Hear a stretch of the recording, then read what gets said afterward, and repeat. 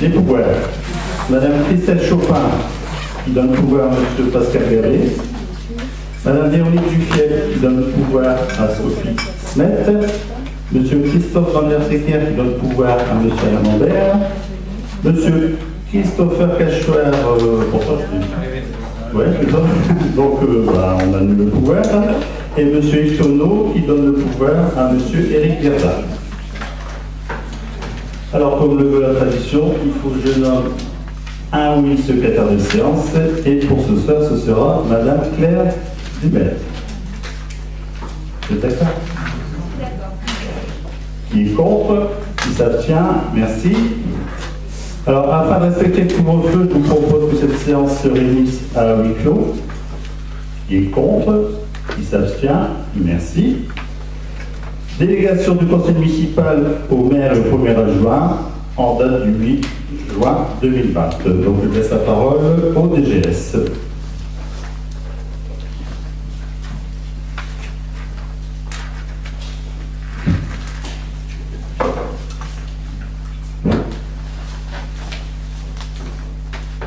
Décision portant attribution d'un contrat. 4 mars 2021, le contrat de mission géotechnique de conception type G2 phase 1BP avec la société Soreil Henri-Guénaud est approuvé pour un montant total de 20 875 € hors taxe. 17 mars. La réunion du conseil municipal du 10 mars. Tout le monde a reçu le dossier. Oui.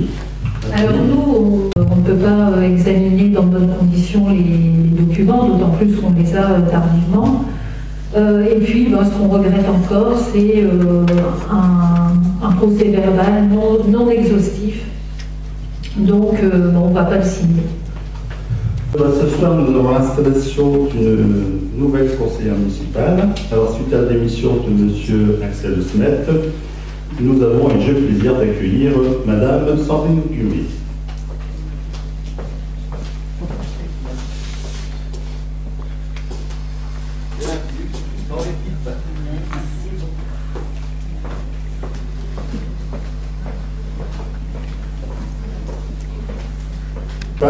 En remplacement de Axel Smet.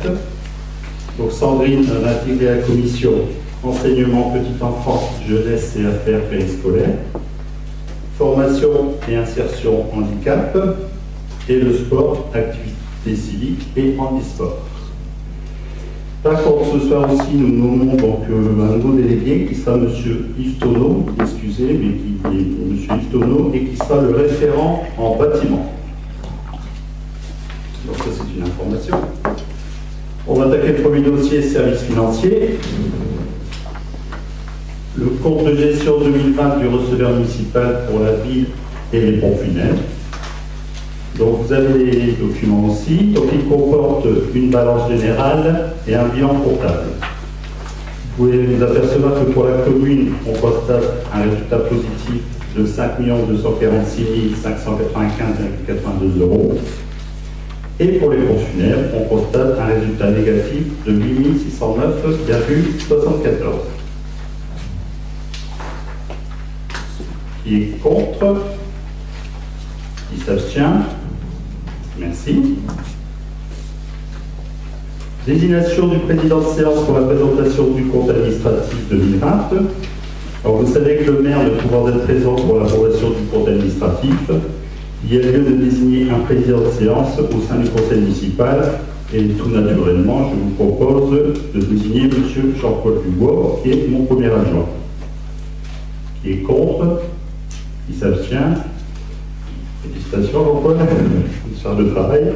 Donc Jean-Paul, il va présider la séance pour les points suivants: le compte administratif 2020 de la ville de Tris-Saint-Léger, approbation; l'autorisation de programme crédit de paiement 2020 pour le vote; l'information des élus année 2020 pour le vote; l'acquisition et cession immobilière année 2020 toujours pour le vote; affectation des résultats 2020 au budget primitif 2021 pour le vote, et le compte administratif 2020 des pompes funèbres.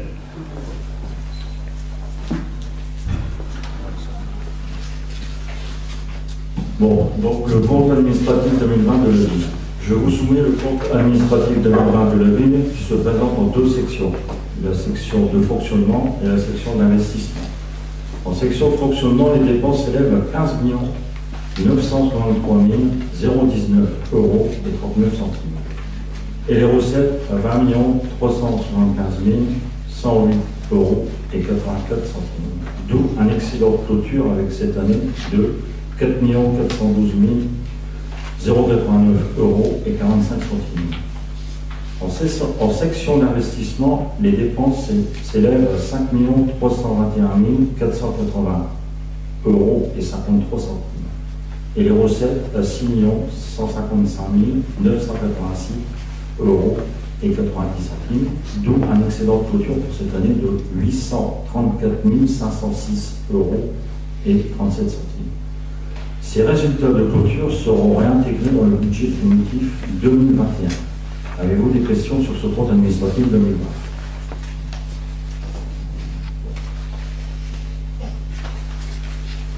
Donc, je vous propose donc d'approuver ce compte administratif 2020.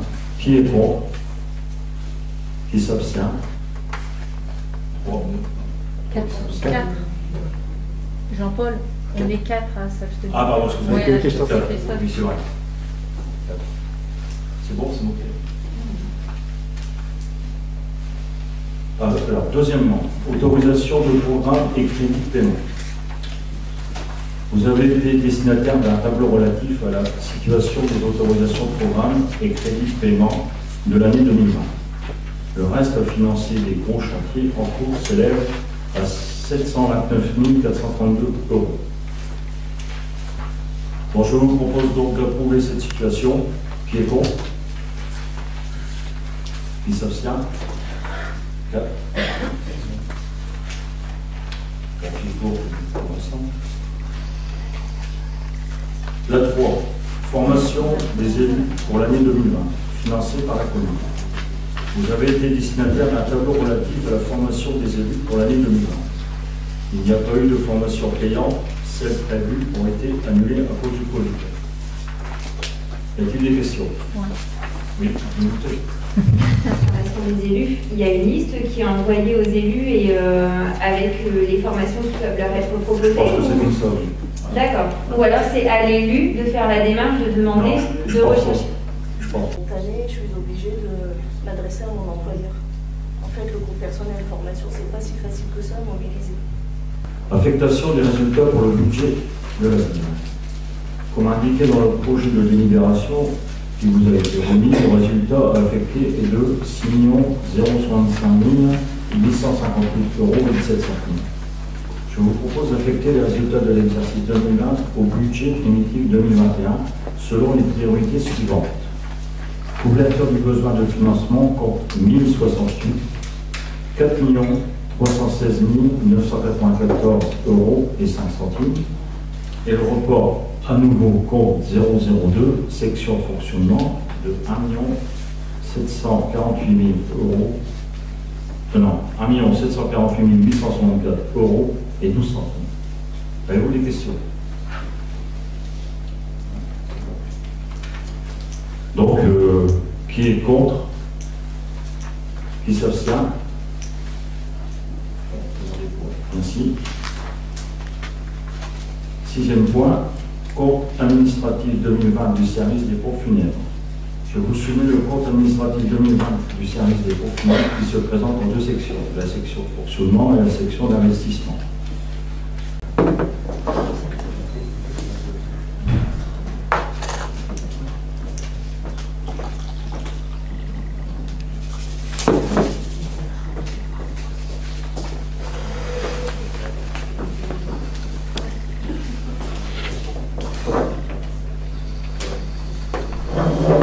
Donc, monsieur le maire, le compte administratif de 2020 a été approuvé.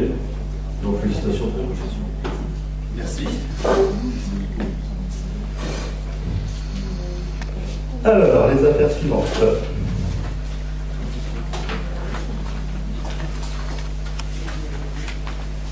Comment? Alors, vote des taux 2021, la taxe foncière bâtie et la taxe foncière non bâtie. Donc le budget primitif qui va vous être soumis, il a été équilibré avec une baisse de la taxe foncière sur la propriété bâtie. Je vous propose donc de fixer le taux de 2021 comme suit. La taxe foncière bâtie 49,29,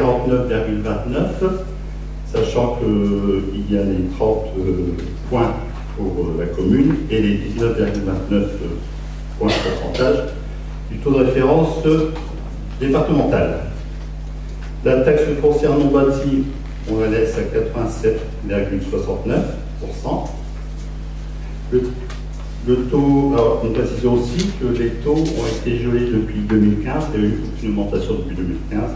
Aujourd'hui, on vous propose donc une baisse d'à peu près 5 points pour ce budget 2021. Qui est contre? Qui s'abstient? Alors, j'avais juste des questions. Sur quelle base, comment vous avez fait pour calculer ce taux? Est-ce qu'on est au plus bas de ce qu'on aurait pu faire?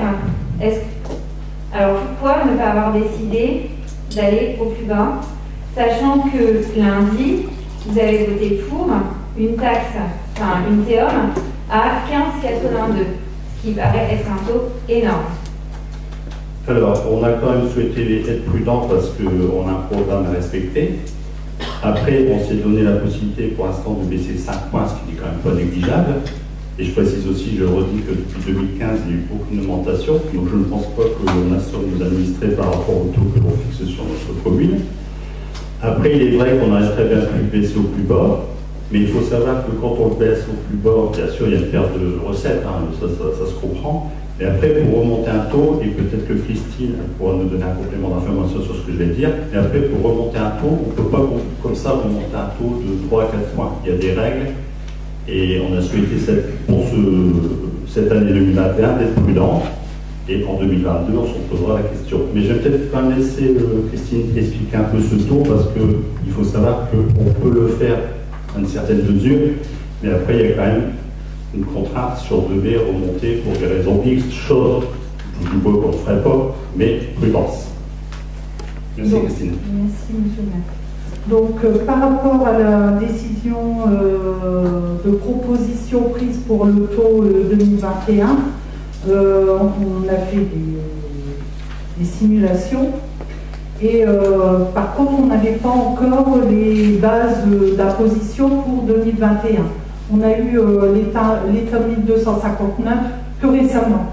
Donc, c'est là qu'on a vu aussi que la taxe foncière sur le propriété bâtie, les bases prévisionnelles étaient avec moins 4 millions, qui est représenté par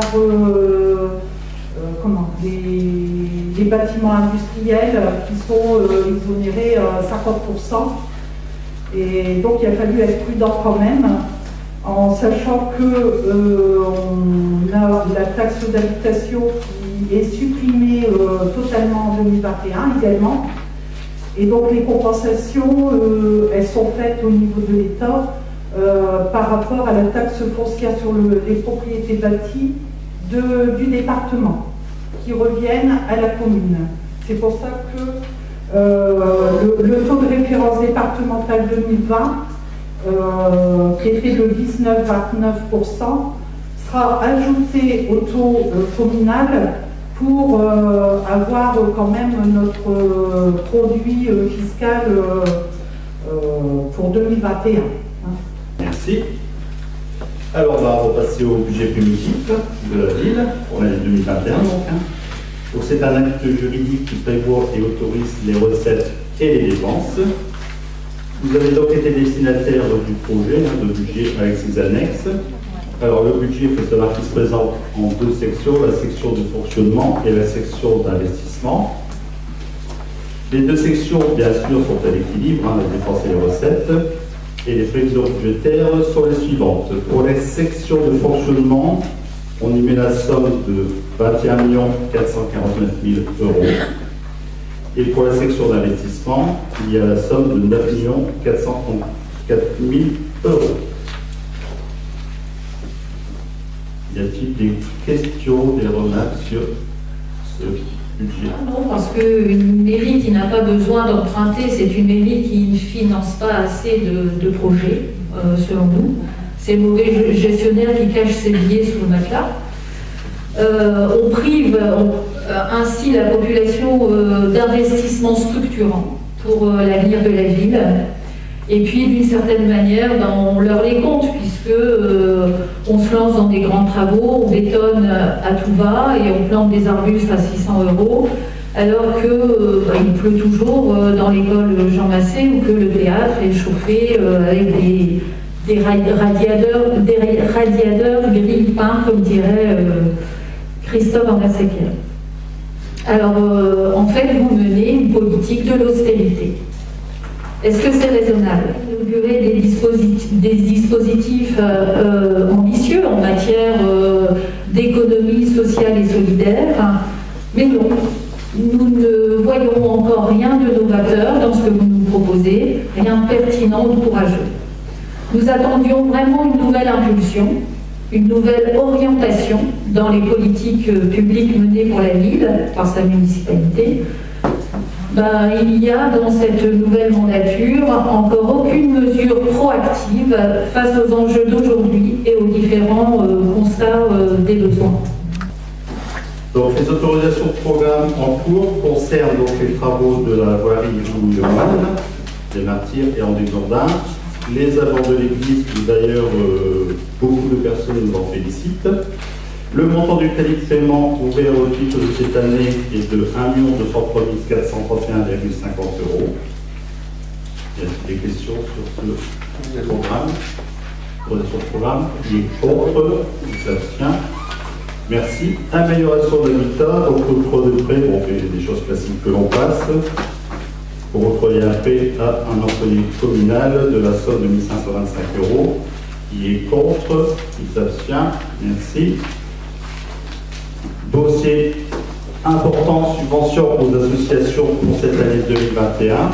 Donc par contre, je rappelle quand même pour les conseils municipaux adjoints que si vous participez à une association, un club concerné, il ne faudrait pas prendre part au vote. D'accord?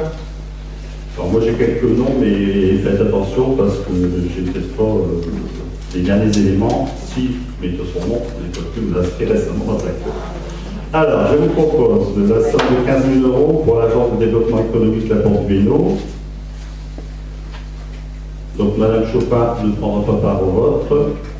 Et Monsieur Jean-Paul Dubois. Donc, comment on va leur trouver?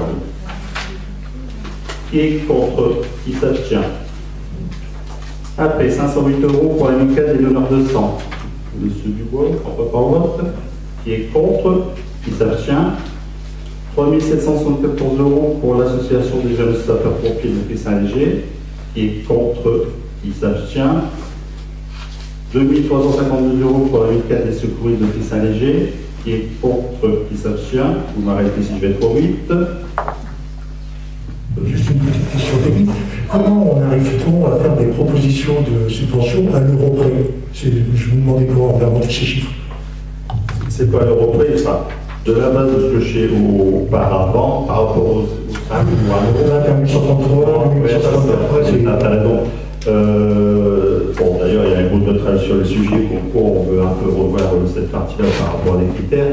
Mais précédemment, il y avait une somme, et quand on faisait une augmentation des tarifs, on augmentait aussi des fois les associations, même souvent d'ailleurs, ça suivait, et c'était 2%, 1%.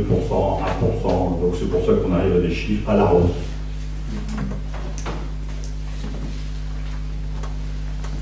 Alors, si je suis bien, j'ai effectif pour les pompes funèbres. Alors, à ce sujet, donc, bon, vous avez le dossier, il n'y a rien d'exceptionnel au niveau des pompes funèbres. S'il y a des questions, vous avez les réponses. Si pas, on va passer au vote.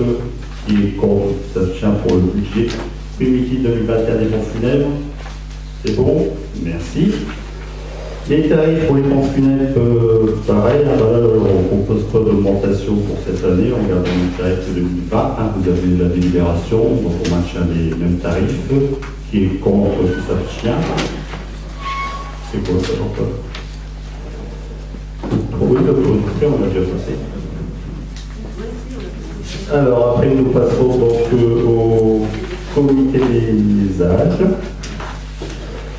Alors là, c'est pour notre participation financière aux frais de fonctionnement. Donc la somme de 243 918,43 €. Elle se décompose comme le prise en charge partielle de la prime de fin d'année qui est 108 100 €, le régime indemnitaire qui est 45 490 €, la mutuelle qui est 11 120 €, le comité d'œuvre sociale du personnel qui est 79 190 € et ce total fait bien la somme de 243 918,43 € que l'on verserait donc au comité des aides du pays de Tours. Alors par contre, moi je ne prends pas part au vote, Marie-Claire ne prend pas part au vote, qui est contre, qui s'abstient. Merci. Alors après, j'ai la prise en charge partielle des amortissements du CIG pour 2021. Là, c'est une somme de 1042,16 €. Qui contre, qui s'abstient, moi-même et Malika ne prenons pas part au vote. Toujours comité des aides, la contribution au fonctionnement, donc la somme de 22 067,50 €. Qui est contre, qui s'abstient, je ne prends pas part au vote, et madame. Donc, création d'un marché communal hebdomadaire. Ce marché, dont l'offre sera alimentaire et non alimentaire, se tiendra le dimanche de 8h30 à 12h30. L'emplacement consenti sur un marché constitue une occupation temporaire privative du domaine public donnant lieu au paiement d'une redevance perçue sous la forme de droits de place et de droits divers définis conformément aux dispositions du règlement du marché. Ces droits seront fixés par décision directe conformément à la délibération en date du 16 décembre 2020.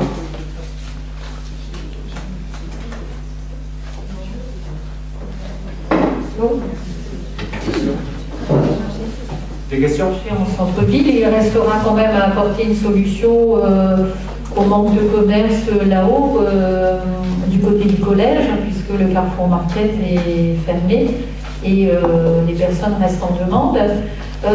Sinon, nous, ce qu'on souhaite, mais je pense que c'est ce que vous allez faire, c'est que vous sollicitiez les associations de tri pour qu'elles participent à ce dynamisme, surtout que certaines ont une petite expérience dans la matière. Il serait bon de s'appuyer sur le savoir-faire tritois et tous ensemble organiser ce marché. Puis peut-être qu'il y aura des thèmes. Vous savez, c'est possible ça d'avoir des commerçants sur les marchés, surtout dimanche matin. Ça ne les attire pas trop, ils auront déjà une semaine bien chargée, donc je pense que dimanche, comme tout le monde, il faudrait se reposer.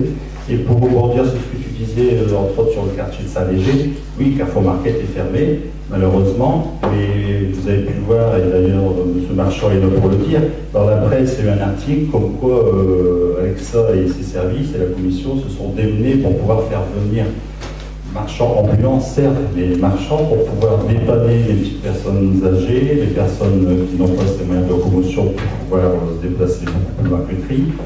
Je ne vais pas redire toutes les choses qui ont été mises en place, mais on a non seulement été interpellés, et nous avons interpellé des commerçants ambulants, des commerçants de proximité pour pouvoir dépanner ces personnes qui souhaiteraient avoir ce service. Donc chapeau, parce qu'en si peu de temps, parce que Carrefour Market, ça a été annoncé comme ça du jour au lendemain, en si peu de temps, on a déjà une réactivité qui était très importante, et je pense que pour Saint-Léger, il y a des choses, des possibilités pour les personnes âgées de pouvoir aller acheter les bases, on va dire, ou sur commande si c'est avec des magasins de proximité. Donc ils ont quand même un éventail de possibilités qui leur permet de pouvoir avoir des achats cohérents et corrects. J'ai juste une petite question au niveau des habitants du hameau du Parier. Les personnes qui n'ont pas le moyen de locomotion, vous avez prévu quelque chose ou... On pose souvent la question, et comme je dis, c'est pas nous qui. Enfin, comment dire, on ne peut pas imposer à un commerçant de venir sur le hameau du Parier. Alors, non, je comprends très bien quand on a. Aussi sur le Parier. Le marché, c'est différent, ça, c'est une discussion qu'il y aura en commission. Mais si non, c'est juste sur le marché. Pour le marché, c'est à discuter en commission. Mais. Pourquoi pas? Je veux dans la commission, je n'aurai jamais ma réponse. Pourquoi pas? Après, c'est les commerçants, on ne peut pas leur imposer. Non, je sais sur une navette. Il y a une navette pour les habitants du hameau du Parier. C'est prévu dans notre programme. C'est prévu dans notre programme.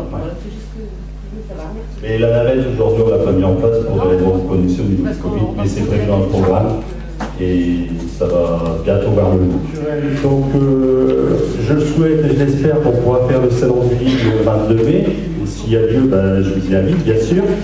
Mais ces personnes vont donc engager des dépenses, que ce soit d'hôtel, de déplacement et autres. Donc si ma foi ça se faisait, bien sûr la ville, avec des accords convention signés, on leur remboursera les frais qu'on connaît et qu'ils auront dépensés s'ils les dépensent. C'est des frais engagés par rapport à des remboursements. C'est pas, voilà. Pour la médiathèque, oui, effectivement, la CLPH, oui, effectivement, ça en fait partie. Mais là, c'est créé par la ville, c'est pas créé par la CLPH. Oui, donc je vois pas pourquoi on demanderait. Je peux toujours creuser avec Madame Biot. Je peux lui poser la question, mais pourquoi pas, effectivement. Monsieur l'adjoint Jean-Paul Dubois, au niveau d'adhésion de la ville avec le pôle Siméon. Saint-Léger avec le pôle Siméon. Le pôle Siméon, c'est une association de l'économie sociale et solidaire à but non lucratif. Elle est soutenue par le Conseil régional des Hauts-de-France et par l'ADEME. Paul Siméon a développé une expertise en matière d'achat d'énergie, d'analyse des données de consommation. Cette association dispose d'un grand nombre de références en matière de collectivité et de syndicats tels que le parc naturel de la Véloire, la ville de Fourny, la ville de Gemont, etc. Le fait d'adhérer au pôle Siméon va nous permettre de bénéficier de leur savoir-faire en matière d'expertise énergétique et de suivi de nos consommations d'électricité et de gaz par le biais de conventions. La participation annuelle s'élève à 500 €, correspondant à la tranche des communes de 5 000 à 10 000 habitants. Alors, petit notant, cette association est exonérée de la TVA. Merci Jean-Paul. Deuxième sujet pour Jean-Paul, la convention d'entretien du domaine public départemental en agglomération relative à la signalisation horizontale. La présente convention qui vous est proposée entre le département du Nord et la ville consiste tout simplement à préciser les modalités de mise en œuvre et d'entretien de la signalisation routière horizontale, c'est-à-dire le marquage au sol, sur les routes départementales en agglomération.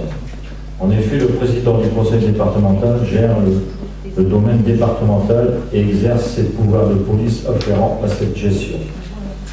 En agglomération, c'est le pouvoir de police du maire qui s'applique en matière de circulation. C'est pour cela que cette convention définit ce qui doit être entrepris en matière de marquage au sol par le département et ce qui est afférent à la commune, article 4 de la dite convention. Il a été noté que cette convention permet une répartition des charges entre les deux collectivités, car sans cette convention, conformément aux dispositions du Code général des collectivités territoriales, l'entretien de cette signalisation serait strictement à la charge de la ville, cette mesure étant applicable pour les communes de moins de 10 000 habitants. Donc merci pour le département du Nord. D'autrement, espace vert. La ville de Saint-Léger, pour 2019-2020, pour 2020-2021, ont passé des marchés à procédure adaptée. Les dépenses affectées a été de plus de, si je vous pose la question, vous ne saurez pas me répondre, mais je vous dis 150 000 € hors taxe par an, ce qui n'est pas négligeable. Nous avons lancé ces procédures en marché réservé, ça c'est important de le souligner, destinées aux travailleurs handicapés, conformément à l'article R 2113-7 et l'article L 2113-12 du Code de la commande publique. Pour cette année 2021-2022, le coût des dépenses sera d'environ 170 000 €. La ville s'est engagée depuis plusieurs années dans cette démarche, dans l'unique objectif de permettre aux entreprises adaptées à une employabilité envers les travailleurs handicapés. Donc je pense que nous n'avons pas à rougir de ce que nous faisons avec le CAT. La question de budget prévisionnel. Les orientations prises par la ville sont celles définies par le programme sur lequel nous avons été élus démocratiquement. Leur mise en œuvre s'opère au travers de nos commissions communales. Ces dernières sont source de propositions, comme on dit toujours. Elles nous amènent à établir le débat d'orientation budgétaire que l'on a voté au dernier conseil municipal, le DOB, ainsi que le rapport d'orientation budgétaire, le ROB, qui nous permet d'évaluer nos recettes, baisse des taux du foncier bâti pour 2021, et nos dépenses, tout en déterminant l'équilibre financier de notre collectivité. Il exprime également notre niveau d'endettement nécessaire à la programmation des futurs investissements. Les perspectives d'investissement, certes liées aux travaux, au service de la commune, doivent être menées de façon concomitante avec les orientations prises par les instances supérieures administratives qui sont telles que celles de la CAPH, la région, les différents syndicats, l'État, etc. Actuellement, pour faire notre plan pluriannuel d'investissement qui sera certainement finalisé dans les semaines, voire les mois à venir, il nous faut obtenir les grosses orientations de ces instances. Et tout se met pour cette année 2021 en place et nous aurons les bonnes orientations. Je pense au contrat de relance, bien sûr, de la transition écologique, de CRTE, les rénovations énergétiques des bâtiments, la modernisation de nos équipements, les différentes mesures proposées par le département, qui sont aussi des partenaires. Un grand nombre de mesures, comme indiqué dans le ROB, sont déjà proposées dans les différentes commissions. Alors c'est vrai, il y a beaucoup de bâtiments, mais après il faut savoir ce qu'on y fait dans les bâtiments. Il faut définir des politiques en termes d'accueil de la petite enfance, par exemple, ou d'accompagnement des personnes. Pour les jobs d'été, donc les demandes varient chaque année. Les jobs d'été, le nombre de jobs d'été varie chaque année en fonction de plusieurs choses. D'abord, le nombre de demandes des jeunes, les besoins qui sont formulés dans les différents services de la ville. Alors, quelques chiffres pour avoir une idée. En 2018, nous avons recruté 64 jobs d'été. En 2019, 61 et en 2020, 49. Donc, ils sont affectés dans différents services, par exemple aux espaces verts, où ils participent à la tonte, au désherbage, à la taille et aux entretiens des massifs, au service de la voirie, où là, c'est vrai qu'avec cette période de Covid, ça a été light, ça s'est bien passé, les festivités d'été. Donc à la voirie, ils viennent en soutien à la fois aux associations et aux préparations des festivités de l'été, comme la fête de la musique, le 14 juillet, l'installation également de la jeunesse, un soutien logistique à la jeunesse, les centres de loisirs, le transport du matériel, l'installation des tentes des tentes de camping, le déménagement, le réemménagement, et puis le quotidien, c'est-à-dire le portage des chaises et des tables lorsque les administrés en font la demande. Ensuite, certains sont affectés au service de la peinture. Et là, ils font de la peinture de route, de la réfection du petit mobilier dans les écoles, la réfection de tables, de chaises, la remise en peinture, le ponçage et voilà, pour les écoles, le petit matériel. Ensuite, l'entretien des grilles, la rénovation des grilles, et aussi certains jeunes qui sont initialement mis à la peinture viennent aussi renforcer parfois le service voirie. On dépose les tapis et les feutrines dans les salles de sport pour les ACM, mais aussi pour, par exemple, la réception des maisons fleuries. Ensuite, bien sûr, à l'entretien, beaucoup de jeunes sont mis aussi dans les écoles pour pouvoir profiter de faire un entretien plus approfondi que durant l'année scolaire. des locaux, bien sûr, mais aussi du matériel. Par exemple, tous les jouets des écoles maternelles sont relavés pendant cette période. Et puis, dans les espaces verts aussi. Comment? Ils sont employés dans les espaces verts. Oui, aux espaces verts. Et alors, nous, ce qui nous préoccupe, c'est leur encadrement. Alors, les jeunes sont encadrés par les agents de maîtrise de la ville, qui pour la plupart sont expérimentés. Et cette année, l'encadrement on a réfléchi à l'encadrement, on a réfléchi à l'accueil des jobs d'été cette année, donc essentiellement, voire uniquement par des agents de maîtrise, avec une demi-journée d'accueil durant laquelle il y aura une présentation du service, une présentation de l'équipe, une présentation des missions qui seront affectées à ces jeunes. Les informations, toutes les informations qui leur seront données à l'oral durant cette première demi-journée d'accueil vont être consignées dans un petit livret qui leur sera remis et dans lequel sera ajoutée une charte de savoir-être. Alors, la toute dernière question, Malika. Oui, concernant les jeunes actifs sans emploi. Oui. Donc là, ces jeunes actifs sans emploi pourront s'adresser à notre CCAS qui a pour mission d'aider les jeunes et les moins jeunes en difficulté.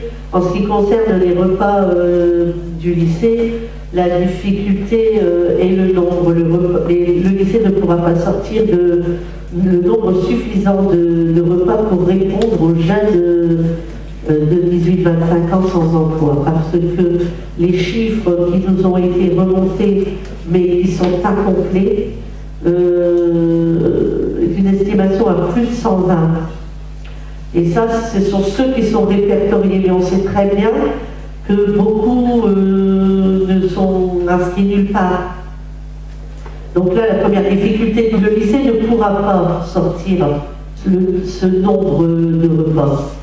Et là, actuellement 40. 40 Ouais. D'accord. D'autant plus que là, on va arriver à la reprise du 3, on va être dans les examens et ça va être d'autant plus difficile. On a un horaire respectable. Donc je lève la séance. Merci à vous tous et je vous souhaite une bonne soirée.